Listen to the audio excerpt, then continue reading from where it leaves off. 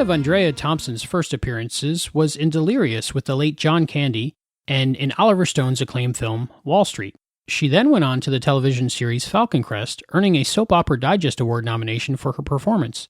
Andrea then starred as Talia Winters on the popular syndicated series Babylon 5. She then followed this with a role in the television drama Jag. She also starred in the feature film A Gun, a Car, a Blonde, which premiered at the 1997 Sundance Film Festival, all before taking on a starring role on NYPD Blue and becoming a journalist for a CBS affiliate and for CNN Headline News. Hello, this is Albie from the Quantum Leap Podcast. Very nice to speak with you. Hi, how are you? Good. Thank you for being on the show. Oh, my pleasure. Tell me everything you can remember about your time filming the Quantum Leap episode, The Leap Home Part 2, Vietnam. It was an extraordinary effort on the part of the producers of the show. They literally had to pump thousands of gallons of water. They raised the water table in the location to make it appear to be Vietnam. I mean, it was a phenomenal undertaking, and I'm certain a very expensive undertaking to pump that much water into that area so that we could give a realistic feel to the show. And that was what stands out for me most of all, is how committed they were to creating the appropriate environment. Where was this filmed? What was the location? Corona, which is desert. I mean, it's desert. And the other thing that stands out for me is that the guy that was the pilot of the helicopter, I mean, there was a shot, it was a very brief shot, 30 seconds perhaps, where I was kneeling on the edge of the open helicopter door taking photographs. That took 6 hours to shoot. But our pilot was an actual Vietnam veteran, and he took us up in the helicopter and was recounting stories of his time in service. And he was turning the helicopter on its side and chopping grass. You know, I mean, it was, you know, we're talking about 6 foot tall vegetation, but he was chopping grass while we were circling the spot where we would be filming. And I was sitting in the back of the helicopter with one of the finest stunt coordinators in Hollywood, a guy named Diamond Farnsworth. And Diamond had a strap around my waist so that I could, you know, kneel on the door of this helicopter and take my photographs. And I looked at him and I said, Diamond, do me a favor. Put your hand down the back of my pants and hang on for dear life. And he literally had his hand down the back of my pants, hanging onto the strap so that, you know, to alleviate my fears of falling out of the helicopter. It was incredible. And, you know, just a little piece of trivia, it was the weekend, on Friday, when I found out I had the job, the script called for me to be in a PT boat. By Monday, it was a helicopter. And over the weekend, I'm trying to think who it was, famous musician, Stevie Ray Vaughan, died in a helicopter accident. Oh my goodness. And I was a huge Stevie Ray Vaughan fan. And, you know, to have this happen at the same time that I was about to do a stunt was, to say the very least, disturbing for me. So were you scared to be on the helicopter? Oh, sure. I would be. I mean, as an actor, I mean, you have to mind yourself. Mm-hmm. You know, you have to mind yourself. You have to speak up. You have to be concerned with your own security. I don't believe in being a victim. One has to keep oneself safe. Even though there are all kinds of safety measures on every set, it's really up to the performer to ask the appropriate questions. So, and take the appropriate measures. And my measure at that point in time was to say, Diamond, put your hand down the back of my pants. I'm sure he didn't mind. He was a total professional. Yeah, he's a great guy. I was able to talk to him. Oh, were you? Yeah. Oh my gosh, isn't he fabulous? Yeah, great stories. He's led a great life. Yeah. Yeah, ever since the Twilight Zone movie thing, helicopters on screen always frighten me. Well, you know, I mean, there have been some extraordinary accidents over the years, and later long after I did Quantum Leap, I was in New Zealand filming a movie, and it was called, I think, Kiwi Adventure. Probably went straight to video.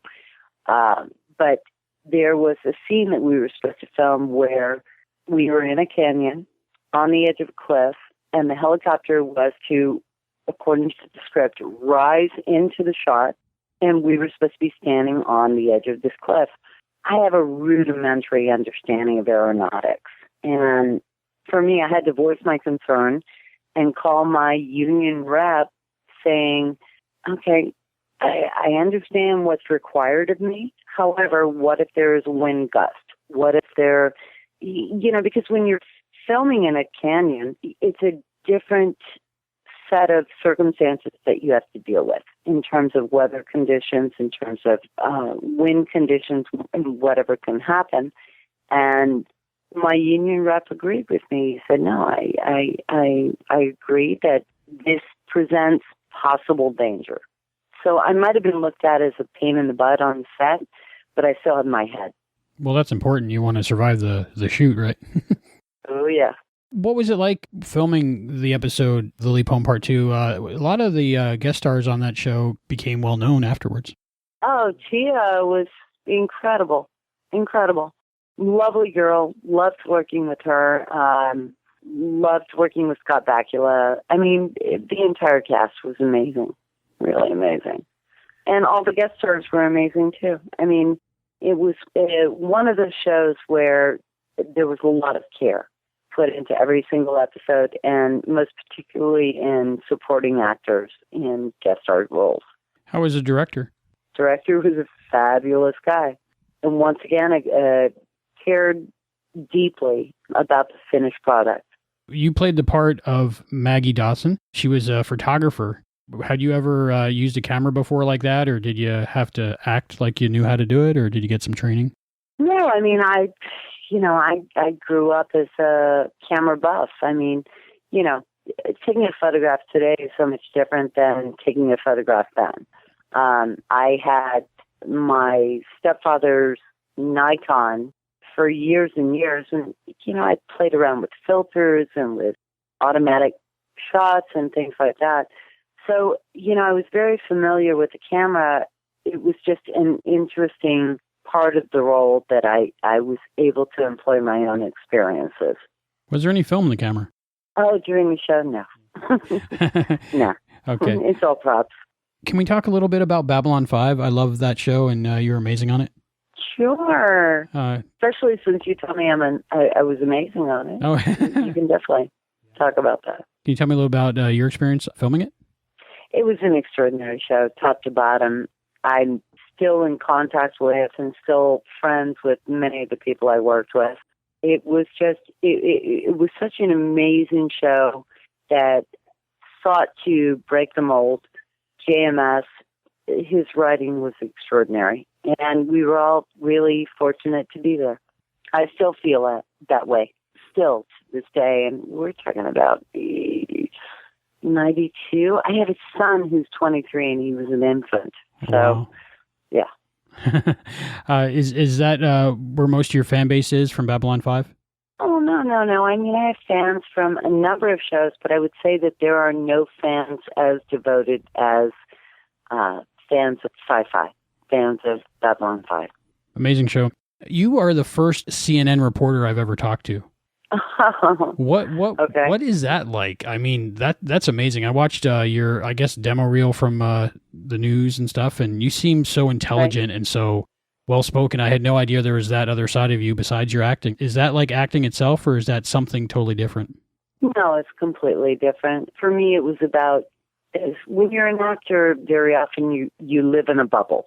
Where there's security, there are people who bring you breakfast, there are people who do your hair, do your makeup, design your clothes, deconstruct jackets, and make them exactly for you. To be a reporter is to be on the ground in a very real way, connecting with very real people about stories that affect us all. It was an incredible privilege to do all the stories I did during that period of time, not only for CNN, but for CBS News beforehand, where I was an investigative and breaking news reporter. And I deliberately sought that experience because I felt disconnected from the real world. Having been an actor, I felt shielded, and I sought to experience life in a way that I had not done so before and to pursue a passion for journalism that I had always had. A lot of times I'm watching CNN or the news, and I can't imagine like being the person covering a story like so horrible or like emotional. And have you ever had those times where you had such a story where you were reporting on it that it was so heavy? How do you deal with that? Well, I came to CNN because CNN headline news had been a tape-recorded show for 20 years. So I came to CNN, and 7 weeks later, 9/11 happened. Yeah. So I mean, nothing about that was expected. As a country, we didn't expect any of that. It was an extraordinary time to go through. It was extremely disturbing, and I had to do what all of my colleagues did, which was to show up for work and work despite our feelings, despite our despair, despite our fears, to deliver the story in an accurate manner. You kind of have to disconnect while you're doing it almost from, you can't really absorb it while you're doing it? Well, you absorb it, but you can't react. Yeah. You can't react and maintain professionalism. On the flip side, I'm sure you've done a lot of things that were fun and exciting when you were doing that. What were one of the best memories you have of doing that? During CNN? Yeah. Oh. Sorry, I'm a little bit of a CNN junkie sometimes, so it's interesting to me. Yeah, I'm a CNN junkie too.